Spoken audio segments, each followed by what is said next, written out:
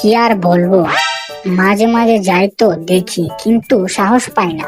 মানুষজন থাকে তো, এই জন্য শিকারটা করতে পারি না। এই জন্য ভাবলাম তোমাকে সঙ্গে নিয়ে তারপর আমাদের বাঘ মামাকে সাথে নিয়ে গেলে মানুষজন ভয় পাবে আর আমরাও সুযোগে সদ্ব্যবহারটা করে ফেলবো। কি বলো, ঠিক না? তারপর পরের দিন বিকেলে তারা দুজন এক জঙ্গলে গিয়ে গল্প করছিল আর বলতেছিল যে ছাগলটাকে কিভাবে ধরা যায়। আচ্ছা, যাবো তো বটে, যদি আমাদের ভাগ মামাকে না নিয়ে যাই তাহলে কেমন হয়?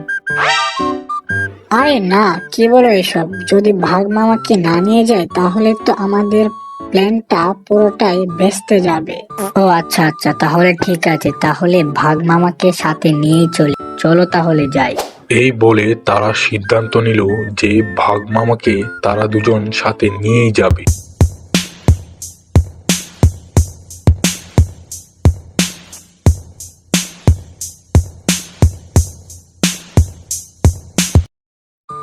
আচ্ছা শিয়াল ভাই, ভাগ মামার বাড়িতে তো চলে এসেছি, তাহলে ভাগ মামাকে ডাক দাও দেখি। আরে পুচকেরা, কি জন্য এসেছিস সেটা বল। আমাকে ডাক দিতে হবে না, আমি নিজে থেকেই চলে এসেছি।